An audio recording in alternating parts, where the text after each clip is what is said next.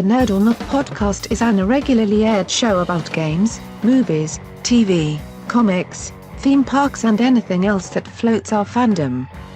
And now, here's your hosts, Jay, Bob, and Corey, the Cretans Guild. What is up, Cretans? Welcome back to episode 40 of the Nerd or Not podcast, where there is no paywall to be entertained by us, at least for now. We are entertaining a naked dancing Bob gift party later on this year. So if you're interested, be sure to back us on Patreon or Patreon, however the fuck you say it. I like the first one better. Patreon.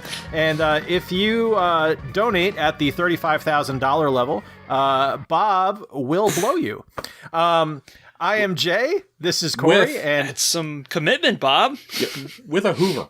With a Hoover. With a yes. Hoover. Okay. Yes. All right. Hoover is Bob's fluffer stage name.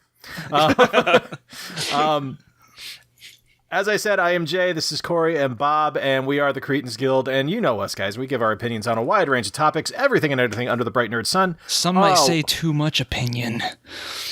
Probably too much opinion. I mean, let's why be they honest. listen. Or not enough for some of us. Also accurate. Of course, we always promote fellowship, conversation, and humor every chance we can. I am now supposed to tease the socials and players, so follow us on Twitter, Instagram, Facebook. We are at Cretans Guild everywhere. You can also find us on iTunes, Google, Podbean, YouTube, as mentioned last week, the WWE Network. And Corey, your new cooking show is starting on, or new cooking segment is starting on The View next week, right? That's correct. Yeah. Excellent. Joy Behar had left the show, Yep. and so they were looking. I hope I'm not getting my shows fucked up here, because No, you're right. No, You're right. no, I'm trying to riff. Okay, all right. Joy Behar took the fuck off, so now they brought me in to do their one pot bachelor cooking segment, cool. which ought to reach a demographic of exactly nil on that show. But we're being experimental. We're trying new things. We're sticking shit against the wall, or we're throwing shit against the wall and then seeing what sticks, or both. Cool. And Bob, you've got that pit fight with Dr. Oz next week, if I remember correctly. I'm going to kick his Greek ass. Is he Greek? I don't know. Now. That's really racist. I thought he was... Sorry, Greeks. Nationality is racist? I thought he was from Kentucky. That's probably or Kansas. Kansas, dude. Shit. Well, it's one of those shithole K states. You know, yeah. People who are still watching or listening at this point, thank you. You're welcome. We are, of course, part of the Some Buddies Network. You can find them on Twitter at SomebuddiesNet. It's SOMEBUDDIESNET. We've done 40 episodes, and unlike The Simpsons, every year, not a single clip show. That's thematic, because The Simpsons are in the finals. Our first topic today, guys, is, it was the witching hour, as networks had their upfronts over the last couple of weeks. And as Bob so eloquently described it, it is Cancel-Gedon! Because fucking everything got canceled. The axe fell hard. And it was I don't even remember what day it was, but it was basically that U2 song Sunday Bloody Sunday. That's what happened on networks, because there were 19 shows canceled within 24 to 36 hours. Yeah, somewhere around 30 network shows got canceled overall, but yeah, and within 24-hour period, 19 of them just fell. All at Fox. Also. Mostly. Mostly at Fox. I mean, ABC had their day of reckoning a couple of years ago, and we felt that. Still feeling it on one of their shows. But this was like everywhere else too. And ABC was actually one of the ones that did cancel something. They canceled Inhumans. So show of hands. What? Huh? Show of hands for people who thought Inhumans was still on the air. Exactly. Thank you. Yeah. I thought that was it. I thought it was a maxi series, and then they were done. When it shit the bed at IMAX, when even Marvel Cinematic Universe fanboys just went, no, fuck no. That's a problem. When they will dump like $250 million into the 37th Avengers sequel starring Rage and Speedball, which I would go see for the record. Yeah. in an evening they'll pump in $250 million, but 12 people only went to go see Inhumans. Yeah, you've got a bad IP there. And whatever mental midget at ABC thought it was a great idea to put the douchebag who was in charge of Iron Fist in charge of Inhumans, fuck you. But not just in charge of Iron Fist, but more importantly, ruined Dexter, which, by the way, is a show that I've never seen. But according to even the die-hardest of God, so this guy has 3 strikes against him, and he still gets work. Yeah. The guy does not have a stellar resume, but I guess that's not how it happens in show business. I'd really like to have some dissection on that end of it. To be honest with you, Jay? Because the name has stank now. Yeah, how is he still getting work? I have no idea. It's Hollywood, man. If he works cheap, anyone will hire him. Jay, you okay? I'm fine. Let's just don't worry about me. No. Yeah. It's okay. All right. So obviously, Inhumans was canceled. Inhumans, everyone thought was canceled 6 months ago. Yeah. When it stopped airing, but hey, apparently not. This is kind of a new phenomenon. Let's call it super canceled. It's just way past fucking canceled. It's extra canceled. It's canceled with gravy. It was canceled. Ultra canceled. Ultra secret double probation canceled. Most extreme elimination canceled. Baba Ganoush. I'm going to check something here. Right you are, Ken. Let's see. Let's see the calendar. Yeah, it's still canceled. Yeah. Oh, okay. It's also Rusev Day. Oh. Yeah. Wait, what month is it on that calendar? It's always Rusev Day. Well, that's true. But the super heading, that would be May? Right. Oh, that's why it's 40 degrees outside. Okay, just checking. It's Rusev May. So these are the guys that had the brilliant idea to cancel Agent Carter and replace it with Inhumans. Mm-hmm. So... Well, in their defense, was that mostly because she went off to do another project? Nope. No? No, okay. No defense. No, there's no defense here. Fuck Marvel. Which was also canceled after the fact. That lasted for like 1 season, didn't it? I don't think it even made it a season. I think it. Really? I think it got the Inhumans treatment. Carter was 2 seasons.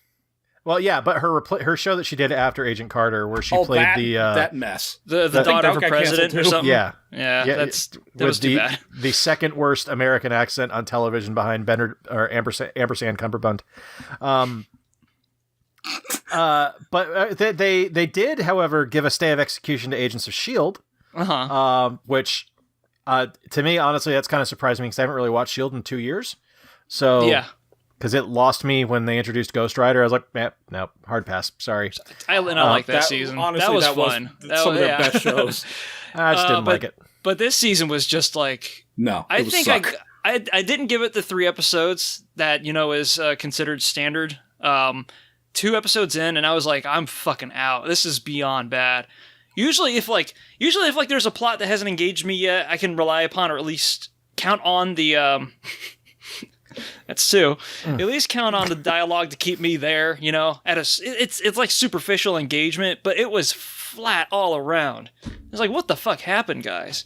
And then I noticed that like a lot of the people that were working on S.H.I.E.L.D. are like working on a lot of the DC stuff or the Warner Brothers stuff now.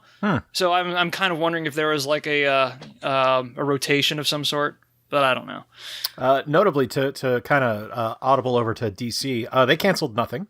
CW didn't cancel a fucking thing. Why would they? They are people watch their stuff. It's funny. Someone posted something on Facebook the other day that I commented on, where they were kind of joking about how look, CW just keeps the shows going. It doesn't matter. These shows are so long in the tooth. I was like, CW is the smartest motherfuckers in the room. They've got that deal with Netflix to put stuff up 3 weeks after the season ends. They are just raking in the cash. Their ratings are solid, and their streaming numbers are excellent. Why would they change any bit of that formula? Just keep adding shit to it until you reach your saturation point. Don't worry about it. Yeah. Sometimes, though, with that saturation factor out there, like a bad season will stick out. Season 3 of Arrow? Season 3 of Arrow, like a fucking whitehead at prom. Yeah. Dude, what was it, 3 or 4? It was the one when they brought really old Damien Dark back in. And that was season 4. Okay. That was season 4? Okay. Yeah, and that has apparently happened to Flash this year. Season 4 of Flash is apparently horrific. Yeah. So I haven't watched any of it because I'm going to wait for streaming, but I'm a little bit nervous now. Apparently season 4 is their Achilles heel, and I hope that doesn't hold true for Legends because that's going to be Constantine's season. Yeah. Legends, I hear, has been like firing on all cylinders since day one. Yeah, so Legends. More power to them. Legends knows exactly what type of show it is, and does not give a shit that it's ridiculous. Yeah, like it revels in its idiocy, and I love that it does that.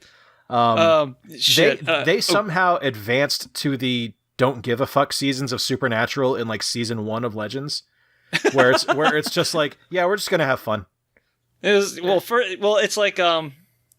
like a first date for most people. There's a lot to be introduced to, and you're kind of nervous about what all this is because try to unpack just the concept of Legends by itself to new like comic book fans.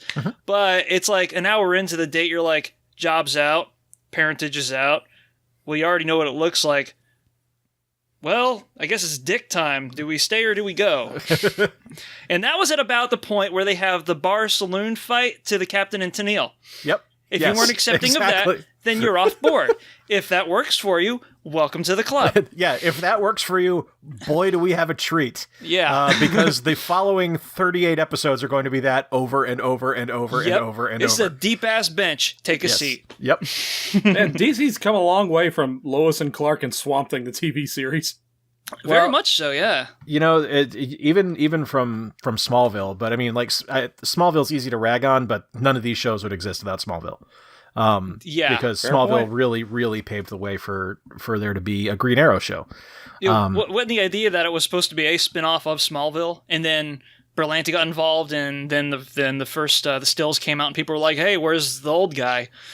Sort of, yeah. Because I know that they had originally intended to do the Aquaman spin-off. Which was that was bad. And then things kind of just died for a couple of years because Smallville ended in Smallville ended 2 years before Arrow debuted. That was either 2011 or 2012. Yeah, I don't remember which. Yeah, I think it was 2011. And then they introduced Arrow, and they're like, "Hey, we're doing a Green Arrow show," and I was like, "Oh, well, that'll last a season." Yeah, well, here we are going into season 7, and they're about to introduce fucking Batwoman. So, granted, the first season was the strongest by far because that was completely new. But I've heard this season is spectacular. I liked last year's too. I didn't give it a fair shake, but then I started like watching from the middle on, and I was like, okay, they're getting away with one big thing that's kind of pissing me off right now. They're spoiler alert, caption, whatever. They kind of cheated out on the vigilante. Because then the big reveal happened, and hey, that was a pretty cute big reveal. But then Vigilante just disappeared because he's not an element anymore. Apparently, Vigilante is still around. All right, well, good. I'm glad they didn't drop that because that would have been lazy and shitty. Yeah, that was a plot thread that was not left dangling. It was picked right back up this season, apparently. Cool. To hike it back over to Marvel real quick, their streaming stuff is doing great. Runaways apparently is doing great, which I have yet to watch an episode of. Somehow. Yep. And I guess Cloak and Dagger is doing well on Freeform. Not great, reviews. It's got like a 5 out of 10 on IMDb, but it's still airing. So I'm wondering if half the people know what Freeform is. Probably not. Probably not. I don't actually know what Freeform is, but I never heard of it before I start researching for this. I'm just reading the copy on the rundown. I have nothing to add to this conversation. Isn't that where you get like you got to do next year beatboxing, and then you have to spit out a bunch of random words and make it seem like they all are related in some way? Yes, and they reenact Cloak and Dagger. Yeah, and then that happens too somehow, almost alchemically. Mm-hmm. Right? Yeah. So other shows getting the shit can were Kevin Probably Saves the World, which I've never heard of. It was a popular show among another show. Okay. We'll talk about in a second. Cool. Ooh, yeah, go ahead. Quantico, which I thought got canceled 2 years ago. Designated Survivor, which is a stupid name. Crossing. I don't know. That one, what? Crossing.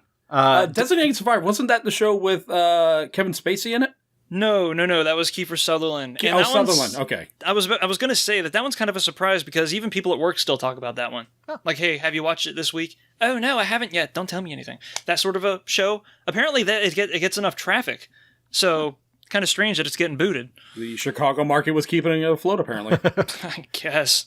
But if we were just relying upon the Chicago market, that would explain why the mayor is getting canceled too. And Deception. I have no comments on any of those shows. Deception, I wanted to like that because it was basically Catch Me or not Catch Me If You Can. Now You See It, but it was shit. Let me put it to you this way: Now You See It 1 was it was mediocre enough. I just liked it because of the subject matter. Uh-huh. Now You See Me 2. I'm getting the title wrong. It was the fucking magician movies where they're Now You See Me. Now You See Me, thank you. Yeah. Now You See Me 2 was shit for that franchise, so that's out of sight, out of mind. This was bad for comparing it to 2, so no big surprise that it got kicked. I am just disappointed that Now You See Me 2 wasn't called Now You Don't. Well, that would have been clever, and the people writing it were not that. And then we get to the Fox cancellations, and these were big ones. Lucifer, Last Man on Earth, and Brooklyn Nine-Nine. I just fucking started watching Lucifer. Lucifer is a goddamn fantastic television show. Yeah. What night was it on? I don't know. I watched on Hulu. Okay. Right. Somebody at Fox. Go ahead. I don't have live television. I do everything streamed, so I couldn't tell you what day it was on. Guilty. I DVR everything. Yeah. Somebody at Fox ought to be cognizant of the fact that ratings don't really equal dick in the world of streaming anymore. Mm-hmm. Well, I thought they started taking in streaming numbers like DVR and Hulu and whatever as part of ratings now. Well, sort of. So here's my completely uninformed conspiracy theory on this. These 3 shows are not owned by Fox. Lucifer is owned by WB. It's a DC Comics property. Mm-hmm. Last Man on Earth and Brooklyn Nine-Nine are both NBC Universal properties, I believe. Yeah, which provided the throughway for NBC to pick it up. Exactly. I'm honestly surprised NBC didn't start with it to begin with. Well, getting to it. NBC did pick up Brooklyn Nine-Nine the next day, right? For a 13-episode run, which is great because I love B99. So I'm excited that that's coming back. But the executive who said that they were bringing it back actually in his interview said it was his biggest regret at NBC was passing on it in the first place. Because that's awesome. When it went to Fox and he saw how brilliant he was, he's like, I didn't see it. I just didn't see it, and he sees it now and he wants it on. He wanted it on the network. So, or was he in the fucking Poconos when it was pitched? I mean, at the time, Parks and Rec was on its way out. What's the word I'm looking for here? They're very similar. Well, it's from the same production house, right? And it's Mark Schur's baby. You know, exactly. So the people producing it are a proven commodity. Why the hell wouldn't they pick it up? I don't know. That was a very strange one. Yes. I can tell you, imagine you're not one of the writers or the actors or directors, one of the higher-ups. Imagine you're like a set guy or a wardrobe person or whatever. You just lost your job. It's like, oh, God, now I got to go back out, try to find something else. Very next day, we're going to need you to come back to work. Oh, in TV, and especially nowadays where nothing really stays canceled for too long if it has a strong enough fan base. Yeah.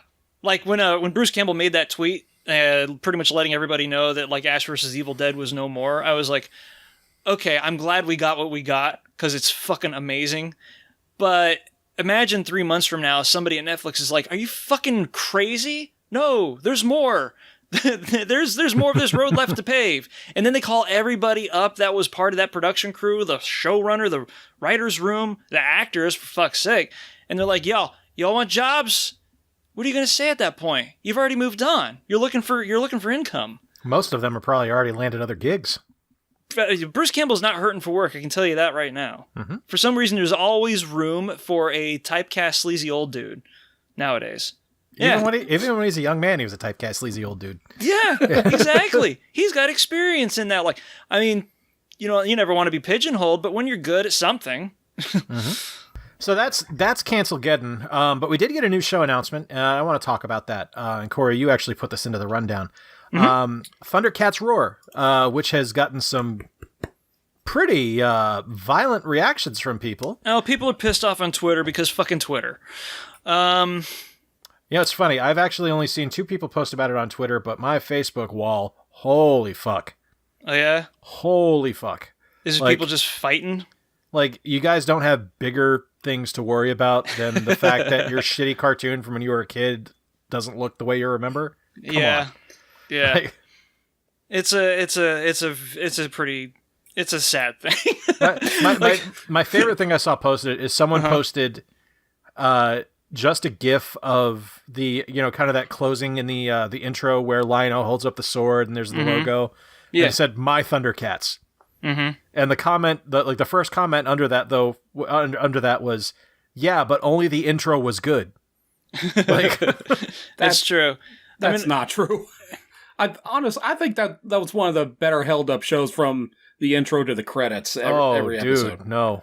There are so many worse shows out there that downgraded after the opening segment. It was from the Grindhouse era, and you can only expect about as much as you remember seeing when, you were young or too young to demand more. Well, here's what I'm going to say. I did grow up on the Thundercats. I had the toys. I watched the shows. I was like... shit. I had the castle, the fucking Lion's Lair, for Pete's sake. Yeah, I had the tank with Panthro and like all the characters, all the spin-offs, like all the vehicles, even the little weird little fan helicopter thing. Yeah, that thing was ridiculous. I had 2 of those.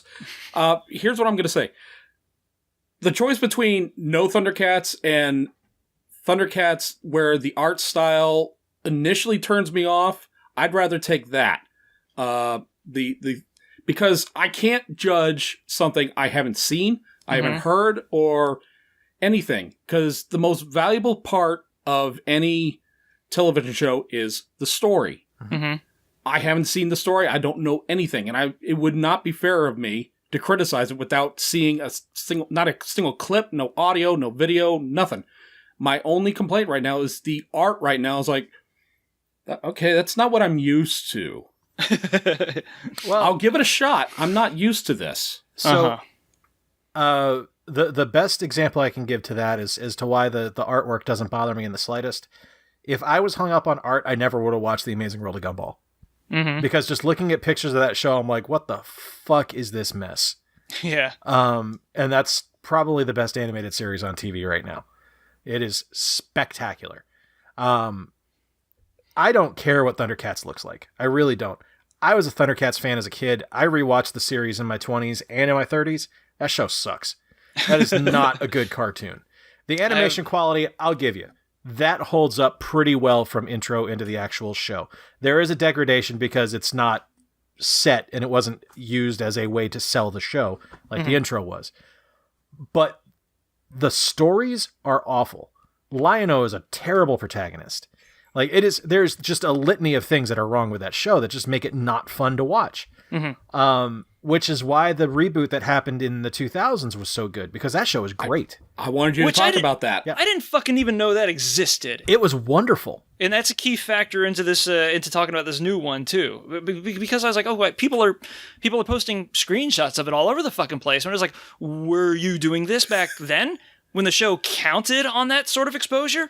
I'm going to go ahead and say that much like The Brave and the Bold, Young Justice, whatever the fuck else is lamented after the fact that leaves a building or is more or less, ignored until it does so, that you weren't doing that. You're wrong. They were. I didn't see shit, and that's when I was on Twitter. People posted about that show all the fucking time, but Cartoon Network bounced it all over the place as far as what time frame it had. Oh, that could be a killer for a show. It never had. It was the same thing that happened to Young Justice. Mm-hmm. It was like, it's on Fridays, it's on Tuesdays, it's on Wednesdays, it's on at 8:30, it's on at 3, it's on at 2:35 a.m. Yeah, how is this going to get an audience if you don't give it a chance to get an audience? Mm-hmm. And that's what the problem was. Incidentally, it ran at the same time as Young Justice. Mm-hmm. It's from that same time period. Whoa, it didn't work. What a surprise. So I lament the fact that show got canceled way too soon, because that show was spectacular. It was stellar. But I'm willing to give the new one a shot. I think it looks cute. It looks weird, but that's okay. Most cartoons look weird to me now. Most cartoons look weird to me now. They all look like anuses and grapefruits. We live in a time where the animation style is not even kind of close to what we had when we were kids, and that's okay.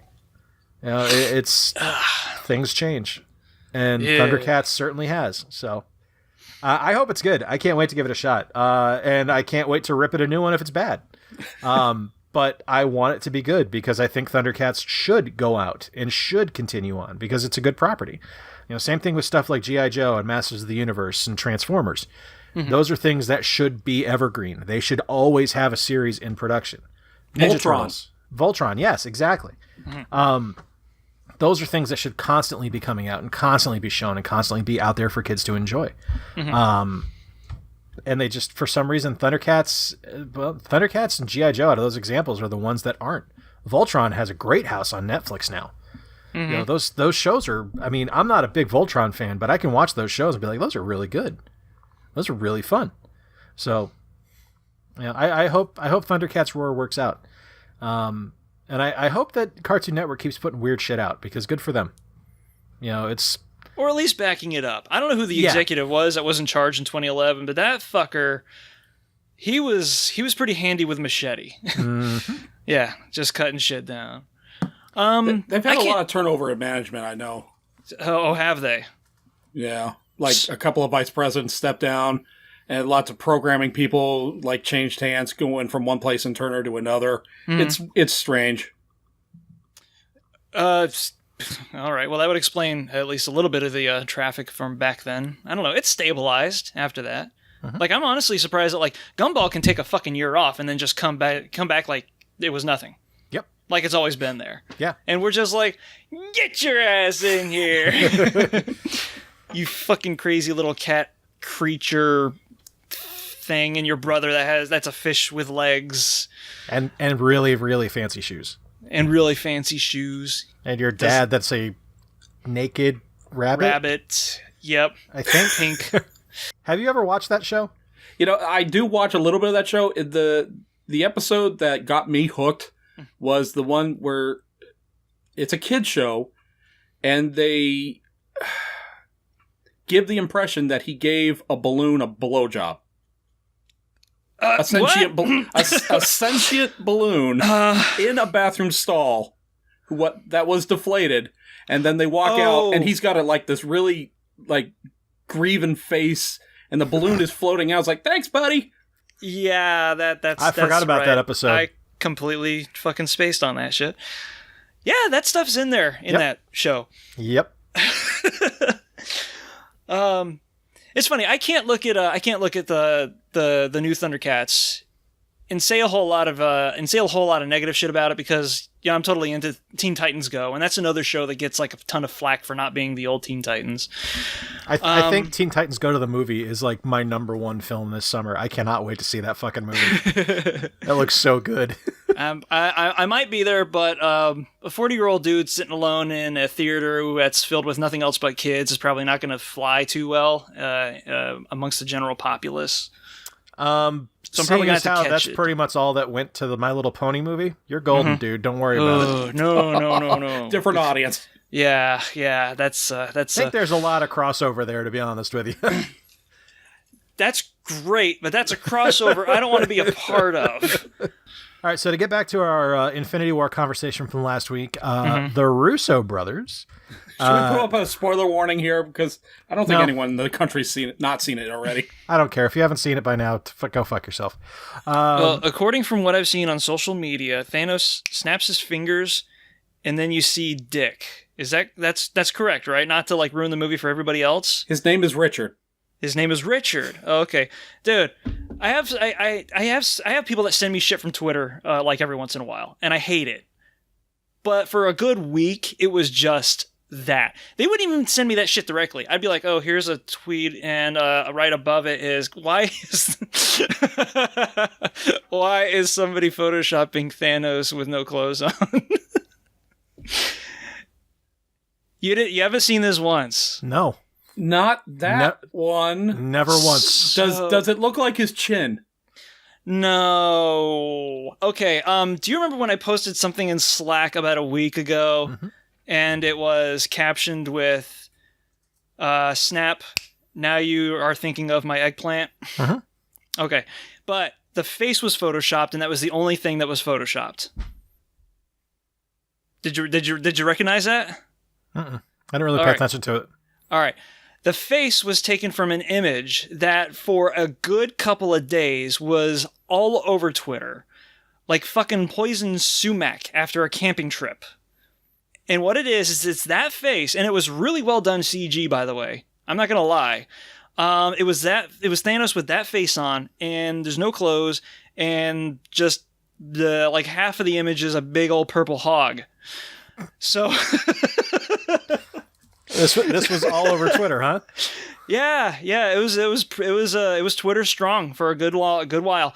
I was about to say a good long while. How is it the one guy who's not on Twitter saw this, but Jay and I didn't? I didn't see a lick of this at all.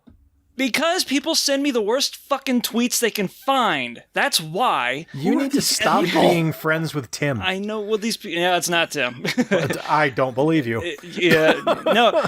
Anything filthy that Tim sends me is straight up off of Tumblr or Facebook. He doesn't wade into the river of slime that is other social media. But it was that. So people kind of like... People took the face, the face part of the image and turned it into some sort of a visual, like, grotesquerie shorthand. So whenever somebody starts talking about Infinity War, in the comments, boom, big-ass smile and Thanos. You don't know where it's from, but if you do, you know what it means. Cool. And what it means is horrifying. I'm sorry you experienced this. I really am. I'm half like, these guys think I'm like fucking insane, but do I show them the unedited image or not? No, see, I believe it's not you. I'm just pleased I didn't experience it. Yes. Like, I'm happy. It's left me haunted. There's no doubt about this. I'm happy that the people I follow on Twitter are not that depraved. That makes me happy. I'm sure the people I follow are, but they still don't go to that level. That's, Jay, that's a streak of luck I'd take to the tables as much as you can. All right? Yeah, the worst I've got is the random dude who just, like, once a week buzz like, hey, here's a naked Asian girl. And just, like, scrolling politics, boobs, politics. I'm like, oh, mine's tweeting again. Like... At least you get that. I mean, that's a good control base, by the way. Yeah. So, sometimes we do get gems, such as Seinfeld, Infinity War, but that was marvelous. That was great. So on to the subject at hand. Mm-hmm. Oh yeah. The Russos have said, and now take this with not only a grain of salt, but an entire mine of salt. Mm-hmm. Take this with a dead sea of salt. The Russos have been speaking, different assemblies, schools, stuff like that, and have been asked about the fate of characters we didn't really see in Infinity War, and basically what happened following the snap. Some names they have confirmed as alive, some have turned to dust, and some they have not given a response to. Or have given differing responses to at different meetings, or stated that it would be spoilery to reveal it. Now, the really interesting thing about this is Bob didn't put any of the names in the rundown. So I'm going to hand this now over to Bob, and Bob can guide us down this list of bullshit that the Russos are feeding us. Yeah, this probably is a Thor's eye patch situation. What do you guys want to hear first? Live, dead, before we do that, you've said that two podcasts in a row. I have no idea what Thor's eye patch means.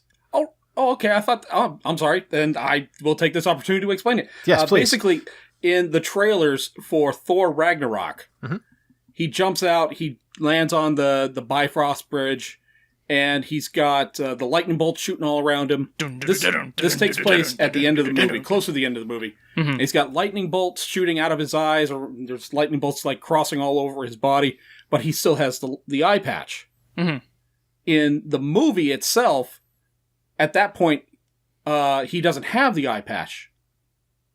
No, wait, I'm getting it backwards.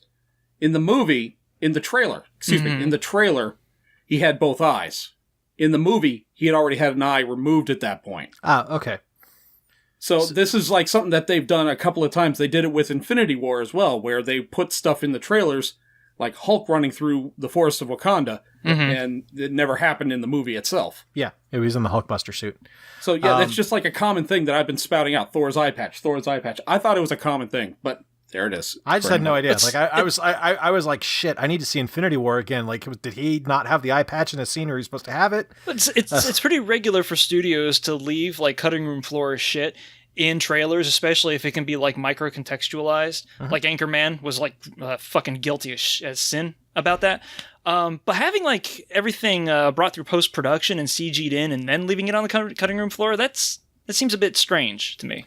It's misdirection for the sake of misdirection at that point. Yes, not to spoil anything. It's like by that point, you're pretty much factoring in. I mean, people factor in marketing in the movie's budget anyway, but you're setting aside like something above the red line for the trailer. Yep, that's unusual. And actually, during Infinity War, they did the reverse, where they gave him an eye patch. Where at the part in that movie where he had already taken it off and gotten Raccoon's butt eyeball. Yes. That's right. I forgot about that. Yeah. Now that we've been reminded. So Bob, who lived?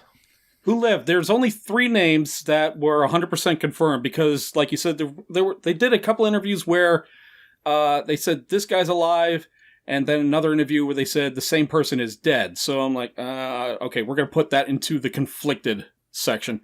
But the 3 names of people who are still alive that they confirmed are Howard the Duck, thank God. Got something to say about that, but continue. Okay. Nakia from what was, I forget the actress's name, but she's from Black Panther. Black Panther, right? Yeah, she was like his love interest, or kind of. She was on a mission when everything was going down. Yeah, Lupita Nyong'o. Right. She's awesome. And the other name that they confirmed that is alive is Aunt May. Good. That would have broken Tony Stark's heart if he had to. Actually, he probably would have liked that because he wouldn't have to tell her that Peter was dead. Oh. Yeah, because now he's got to go back and tell her. Spoilers. I think it was more or less Thanos having just seen My Cousin Vinny and is like, no, I'm not killing that one. She won an Oscar. All right, who right in the wrestler? Who's super dead? Super dead. The ones they did confirm. Well, one thing I wanted to mention about Howard. Howard. I believe Howard had dodged the Infinity Gauntlet's influence by 2 caveats. He was either A, protected under divine dispensation because he's met God, or B, he was immune to the effects of it simply because he's been tossed between so many fucking dimensions that it wouldn't really matter. Yeah. I'm okay with that. Mm-hmm. I'm totally all right with that. Yeah, but now people are like, when did Howard meet God? That was in the 2000s Max miniseries, which got underwritten like crazy. Seek it out and enjoy. Was that Howard the Rat? That was where he was a rat for like 4 issues. It was also drawn by Phil Winslade, who's a fucking mind-blowingly detailed cartoonist. But yeah, I think a lot of people got pissy at it because he was taken... that was Steve Gerber, who was, an angry old man at the time, as opposed to when he was just an angry old 28-year-old when he created Howard. But he was taking shots at Warren Ellis, Image, Wizard Magazine. So because Wizard still had a word in the industry, they were like, well, this just sucks. And everyone believed him. That sucks. Yeah. So it was a great miniseries, though. And now that's out there. Feel free to move on. All right, Bob. Who is croaked? One of these names, I was a little disappointed to learn that Lady Sif did indeed die. Despite the fact we haven't seen her for 2 movies. Not surprised by that at all. Her contract is up. Of course she's dead. Didn't she get cacked at the beginning of Ragnarok anyway? No. That was the Warriors. She wasn't in Ragnarok. She was part of the Warriors 3, though, right? Oh, no. Right. Yeah, now it's come back. Yeah, okay, I got you. Someone else, I'm not really surprised. I think they just said this name to have fun with everybody. Betty Ross from The Incredible Hulk. Aww. They said she ate it. Yeah. Well, and that would have been Liv Tyler. Okay, right. But her dad is still in the series. It was Jennifer Lawrence, Jennifer Connelly in the first one. Uh-huh. Okay. Yeah. All right. And this last one you guys will get a kick out of. Obviously, Loki already died before the snap, but the actor who played Loki in Thor Ragnarok, Matt Damon's Loki, is dead. They went out of their way to mention this. That's necessary trivia. Good digging. All right, who's conflicted? I noticed how we had like absolutely nothing to fucking say about Betsy Ross eating it. Like we had nothing negative, nothing positive at all. We were just like, that has been a non-issue for the Marvel IP for such a long time. Yeah, this whole conversation is just for fun. I mean, it's like, really? But it kind of sucks because she's such a major presence in the comics, and she should have an influence in the modern day MCU. But we've got she's leaving nothing in the way of a footprint. Like even nowadays, like who the fuck is this getting together with Scarlet Witch? That was an ace move, Joss. Trust me, we ain't missing you. But that never should have happened. Betsy should have been there the entire time. Whether it was Jennifer Connelly, whether it was Liv Tyler, I don't know. Like pull a fancy move and recast her. Who would be a good Betsy Ross? Who would be a good Red Hulk or Red She-Hulk? If we're gonna, make that association. Well, it's got to be someone who can be a believable love interest for Mark Ruffalo. So okay. She's got to be older because Ruffalo looks rode hard and put away wet. Yeah. So I don't know off the top of my head, but.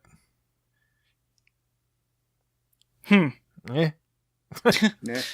All right. Well, Betsy, I'm sorry we're so goddamn indifferent. Speaking of indifferent, who's conflicted, Bob? These are the weird ones. Now, one name that I had absolutely no confirmation on, alive or dead, was Valkyrie. Oh. Okay. We didn't see her in Infinity War. Where the hell is she? Aside from probably shooting something else, like Westworld. I was going to say, probably tanked on the storage room or the cargo bay floor.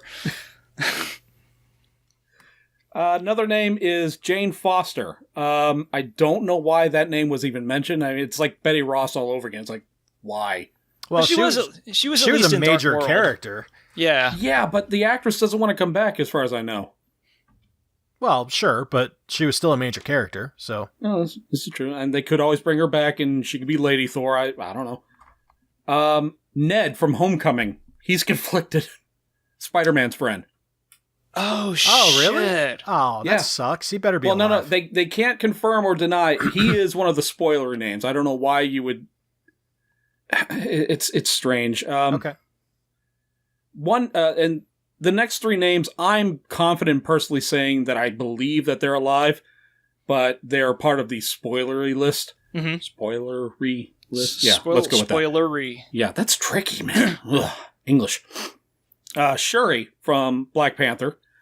She was conflicted, but I'm pretty sure she's still alive. Right, yeah. And two names that, I saw a couple different publications saying alive and one saying dead. Huntington Post, who the fuck is Mike? Yes, they put this character as Mike. Korg and Meek are conflicted. I'm pretty sure they're alive, though. Well, I mean, to Huffington Post's defense, it's spelled M-I-E-K. It probably just autocorrected to M-I-K-E. I believe the way they spell it is M-E-E-K. I'm pretty sure they're still around because now we're getting to hard extraterrestrial stuff within the MCU's film side with Captain Marvel coming up, and I'm pretty sure that who the fuck was it? James Gunn is probably going to have a little bit to say about who to bring over from Ragnarok, since that's pretty much is a parallel in tone to Guardians by this point. Mm-hmm. Yeah. I just want to know what happened to Cosmo. No one asks that. Where the fuck is Cosmo? That's... yeah, I want to know that. Wait a minute. When the Infinity Gauntlet expert in the room, that would be you. Was there any sort of a condition attached to the description of snuffing out half of all life in the universe? Obviously, this didn't affect trees, plants, right? Just any flora. Sentient life, I would assume. Any sentient life, so that does include Cosmo, who's lower sentient life forms. Well, yeah, but he's a human brain in the body of a dog. Still sentient, knows what he's doing. I guess so. It's just half the time what he's doing is licking his own nuts. I would think that Cosmo somehow ignored Thanos' gaze. Yeah, he's the loophole, Probably because he was licking his dog balls at the time where he snapped his fingers, and he just looked in the cosmos and said, "Oh, not that one, no." No, well, you know what Cosmo did. It's he's a dog. He did whatever dogs do when a human snaps their fingers in their vicinity. They do this, and then go back to doing whatever they were doing. Head tilt. Yep. So I actually saw a very interesting post from Nerdist on someone who is believed to be dead, but they think that he's actually alive, and that's Groot. Interesting. Not the Groot that died, obviously. I know where you're going with this. Groot got destroyed, but his arm sure as hell is part of Stormbreaker, and they've grown him back from a smaller piece than that. So let's see. Yeah, but everyone's going to be brought back anyway because it's Infinity Gauntlet and they have to wrap it up. At the same time, I don't want to see Thor pick up Stormbreaker, and now I'm with my might. Holy shit! I would love that, actually. But I think talking hammer. I think that's gonna do it for Infinity War talk until there's another set of spoilers revealed, or we start seeing footage from 4. For now, guys, we're going to take a quick break, talk about the Somebodies Network. It is the Derailers 1-year anniversary. Go listen to their show and enjoy the break.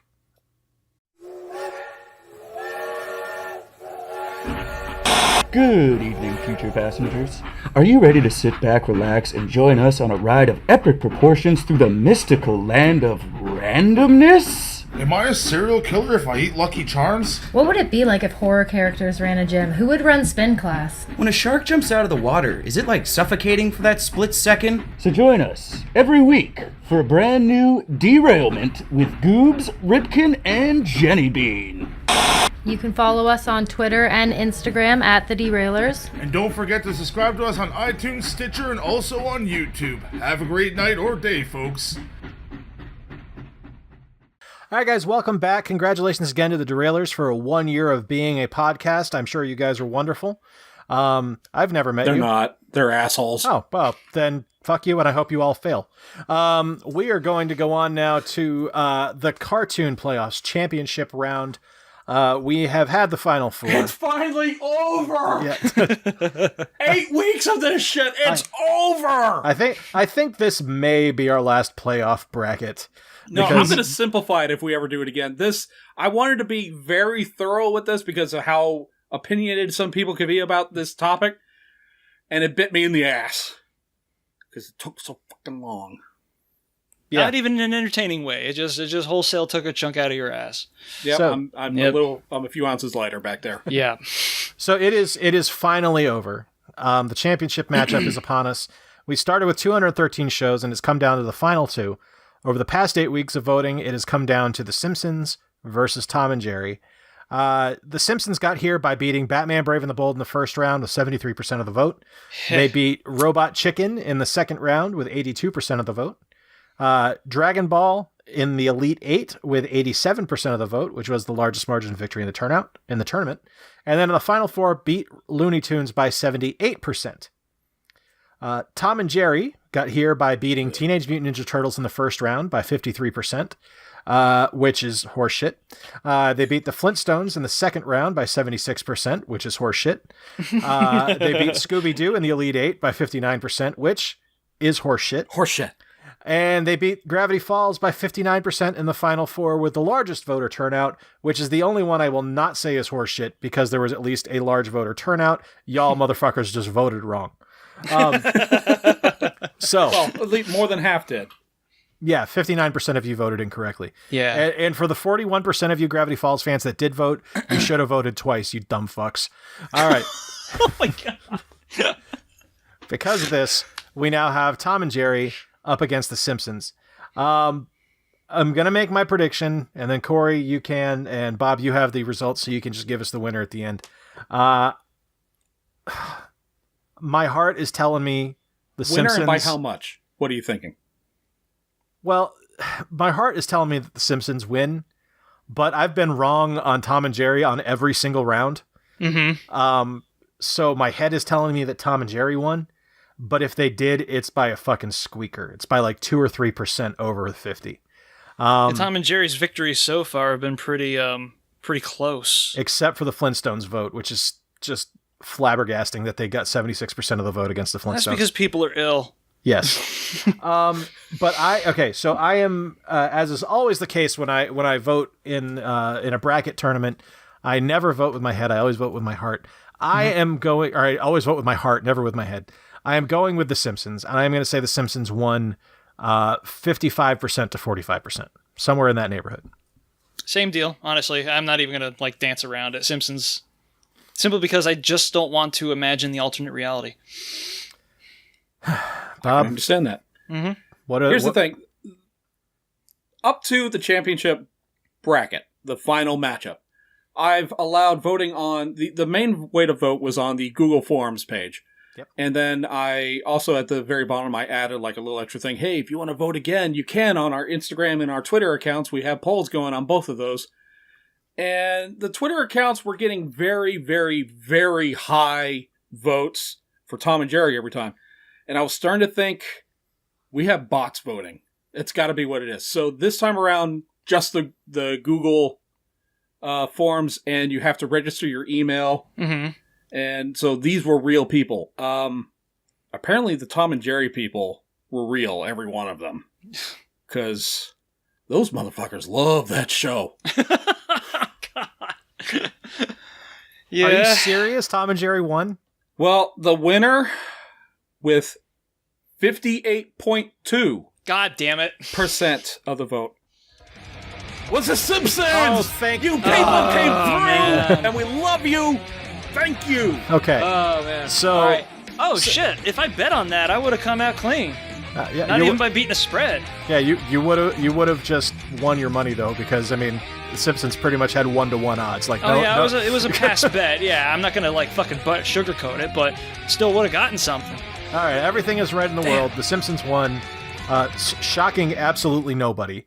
Except for you guys are breathing a sigh of relief. Well, because the Tom and Jerry people are assholes. That's why. We're not shocked by the Simpsons winning. We're shocked as shit, however, that Tom and Jerry fans are this. I know they came out of the woodwork for this. They are legion. Apparently. God damn it! They're doing it for Russ Meyer, though. I am happy that the Simpsons won. I am flabbergasted that Tom and Jerry got to the finals. I am really, really, really looking forward to not doing a tournament next year.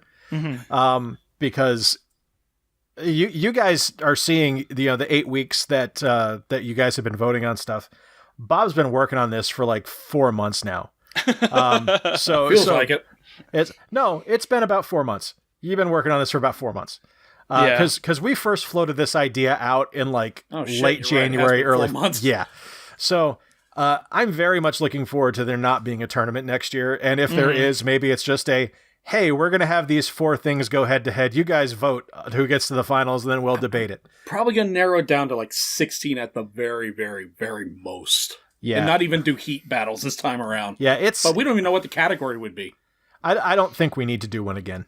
I really don't. I think we can put our creative energies elsewhere. It was fun. It's the ship has sailed, lads. Let's let the tournament just fade into obscurity, and in 10 years we'll look back at it and go, remember that time that Tom and Jerry fucked everything up? Yeah. And then we'll be able to say, yes, we have, but then Bob will be like, brackets. Oh my God, I need to do another bracket. What should we do this time? I don't know. How about Saturday morning cartoons? I don't know. How about we've done action movies. Most socially awkward breed of dog. Okay, wait, how about most overused verbal cliche? No, we got one.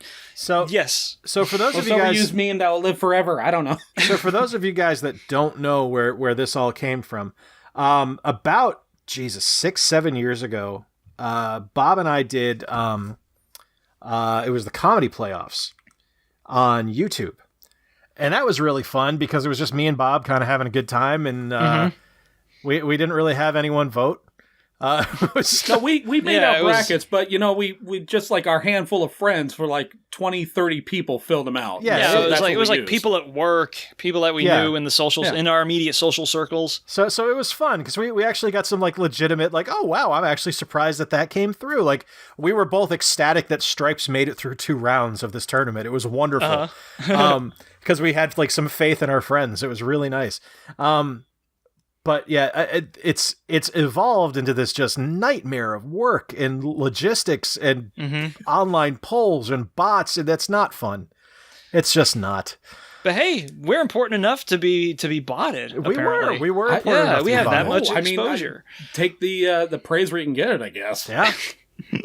So we're going to now move into the booze section of the discussion, and for this week's drink for 52 Weeks of Tiki, I made a drink called a Hawaiian Sunset. Now, on paper... Are you still drinking that? No, it's done, mercifully. Oh, thank God. I'm feeling much better now. Like every sourpuss face you made, it was like, he took another drink, didn't he? Yep. So on paper, this drink sounds incredible. It's a half ounce of lime juice, half ounce of lemon juice, half ounce of orgeat syrup, teaspoon of grenadine, and 1.5 ounces of vodka. Orgeat. Super simple, super easy. It is the worst drink I've ever had in my life. It is tart. It's gross. It's not easy to drink. It's bad. It is a bad drink. And this is the first time that I have made a drink where I took a sip and I went, oh, this was a mistake. And not like, oh, this is a mistake. I put in 3 ounces of rum when I was supposed to put in a half ounce of rum. This is going to be a fun night. It was, oh, this is just awful. This is just horrific. Me putting this to my face is the mistake. So a better strategy could have been had. This was a drink made at the Aku Aku restaurant in the Stardust Hotel in Vegas in the 60s. And I can't see on the picture on the menu. I don't know if you guys can see it here. That's what it's supposed to look like. It's supposed to be red, right? It's that one right in the middle there, right there. It's supposed to be red. Yeah. If it's supposed to be red, then it needs a lot more than a teaspoon of grenadine, and this drink desperately needs more grenadine than what it got. Because it's bad. Like, maybe if the strategy is to get people to buy this drink to have them run out of the restaurant to go back to the casinos at the Stardust, that's okay, successful there. It's a good move because it's bad. Or maybe to go home and take up the craft themselves in order to know what a proper version of one of those tastes like. Yeah, so we shouldn't be trying drinks that originated in Vegas. Well, this is the first one where I've looked at it and I've gone, this needs a complete overhaul from the ground up. Yeah. Because vodka is such a neutral spirit, all you taste is lemon. Yeah. It's like drinking really awful lemonade. I think this would have been great with a white rum, like because a rum would have sweetened it up a lot. You know, it is fermented sugar. I think more grenadine and made with a white rum would have been good, but the way it is, never again. This thing can be banished straight to hell. Now, is this still on the table for professional appeal? Oh yeah. Would you go into a pub or a bar and then say, hey, can you make a version of this that I might not have fucked up? Or yeah. No, and that's every. Can you drink. make a version that doesn't suck? Yes. Well, it's the doesn't suck. I don't want to say because I don't know if it's going to suck or not. Right. Yeah. But that's why it's up for appeal. I'm by no means a pro. I'm not a bartender. I'm a dude in a basement with some drinks. You know, it's not like you fucked it up. I'm sorry. How about like a version of this where maybe the recipe has been adapted or something like that? Ah, sure. Yeah. Absolutely. And that's something I would like to. I'm probably going to bring up on the Instagram post when it goes up. Yep. Because I've got a lot of bartenders that follow me on there, which is Yeah. the weirdest thing in the world. You got a cult. But it's definitely something where I'm gonna broach the subject of, hey, what should I do here to make this better? Because this is there's opportunity here, but it falls flat on its fucking face. Right. This drink as it is Chimera piss. Yeah. Corey, you are doing something. What game are you playing right now? For the Pixel Mixer. Yeah, for the Pixel Mixer. I actually just beat Portal 2, but since we did a puzzle game last week, I didn't want to do hey water again, so I'm doing a game that I bought brand new, which doesn't happen on Steam a lot. But I was in the mood for something that was like a narratively heavy, but not not heavy on longevity. And I heard that a game called the Red Strings Club was pretty conducive to both of those bingo boxes. What's up? Oh, dude, the screenshots you have posted of that on Instagram, I have got to get that fucking game. That looks amazing. It's been pretty solid so far. I got qualms, but they're minor, and it's only because I'm kind of a stickler for like the conventions that are part and parcel with what's thought of as film noir, etc. Even in a genre that's like as ill-defined as that is, but I'll get to that shit. So, the game is the Red Strings Club. The drink is the Paradise Punch. And the way I wanted this to work out was to have this be a red drink, and of course paradise is usually brought up as like a theme, or excuse me, some sort of utopia or ruined utopia is brought up as a theme in a lot of cyberpunk, which, you know, feeds into, or is at least parenthetically related to film noir. Holy shit words. Right. As you can see, that shit ain't red. It's just kind of like, do we have like a name for that color of a not a poorly mixed tiki drink, but like an unenergetically or an ineptly mixed tiki drink? Lazy brown. It's orange. I mean, it's the color. It's the color of passion fruit juice. That's what color it is. So, right. It always ends up being this kind of like an odd blend of bile with a little bit of like flirty and thin mud. And I can see you disagree from the grimace. Can't wait to make that Mai Tai later that I was going to have. Yeah.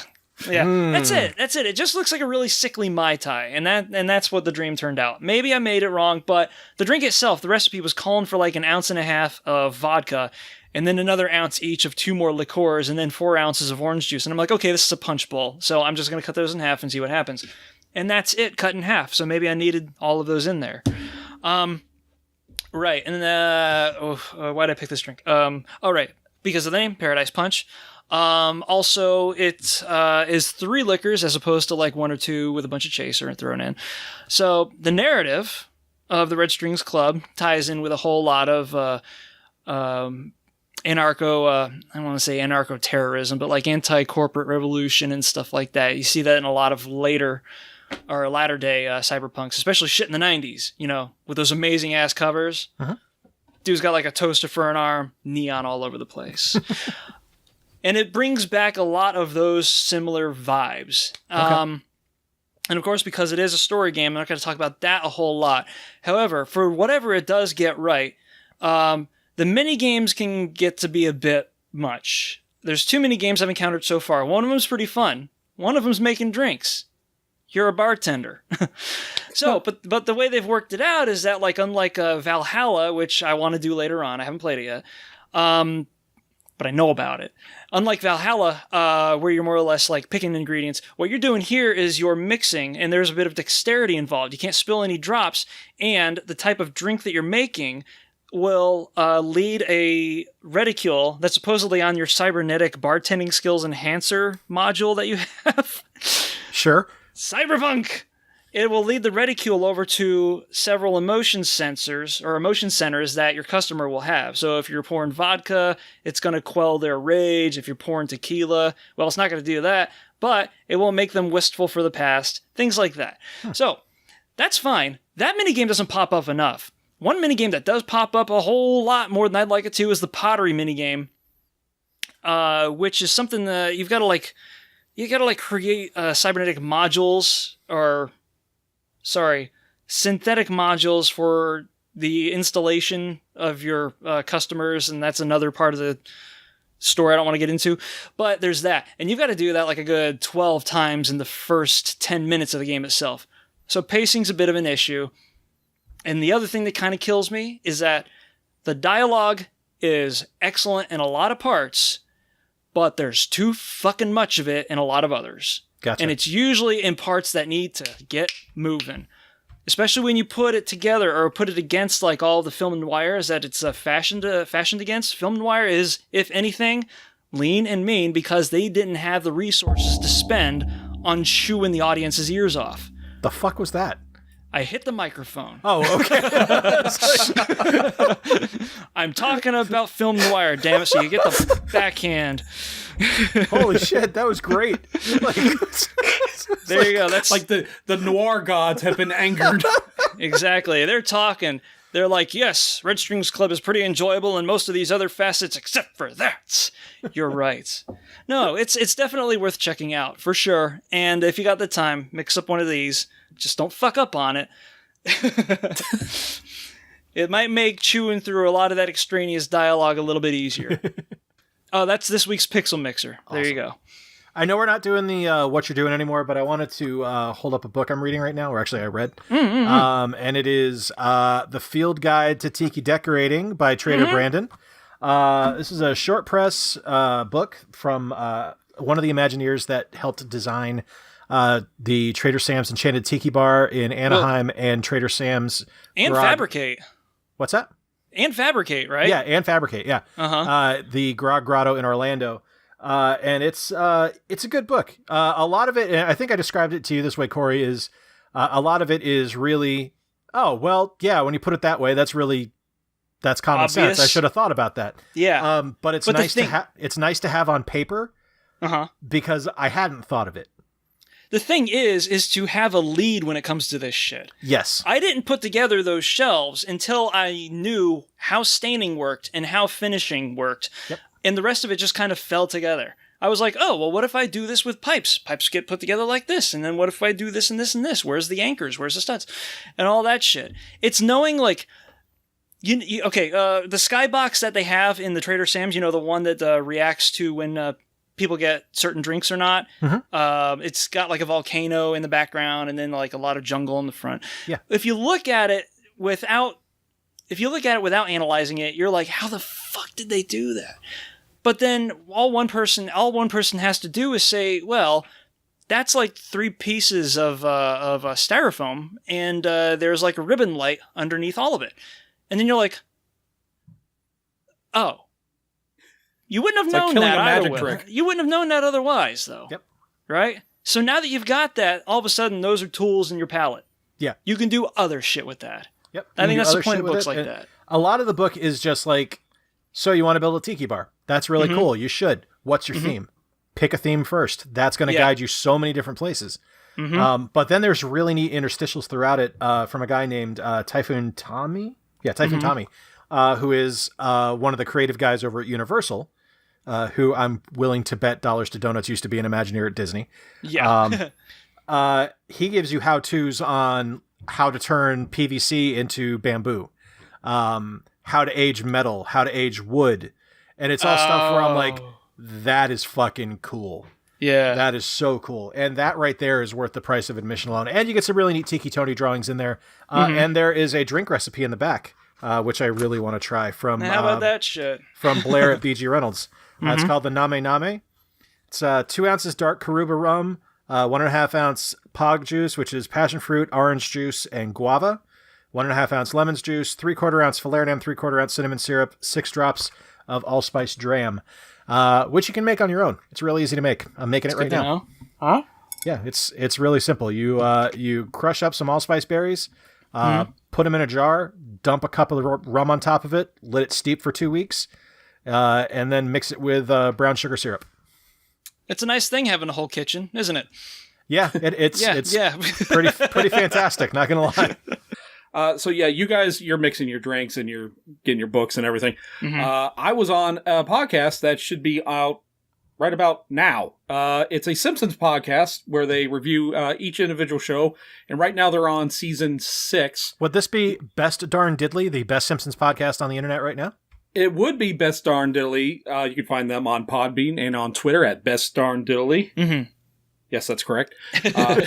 Where you can listen to Miles, Richie, and this particular week you can listen to me as we talk Itchy and Scratchy Land. I make comparisons of Itchy and Scratchy Land versus Disneyland, and I throw out like all kinds of facts, like, you can fit all of Itchy, Scratchy Land or Disneyland inside the Magic Kingdom's parking lot, because they made that joke of how big Itchy and Scratchy Land's parking lot is. Yeah. And there's just like little things like that we throw in. It was a really fun episode, and went long. It went a bit long. Like our show does. Well, that is awesome, dude. I like it when you're on Best Darn Diddly. Those are really good episodes. That's a great show. So it's good stuff. And guys, that is going to do it this week for episode 40 of the Nerd or Not podcast. Again, no clip shows. We are still all original content, all original material. We don't rehash. We don't recoup. We always bring you something new and fresh. Not every week, because that's just insanity. But we do feed off your dialogue. We never said we were good. We do feed off your dialogue, so we ask that you subscribe, like, and engage us in the comments on anything we talked about today, either here on Facebook, on Twitter, at Cretans Guild.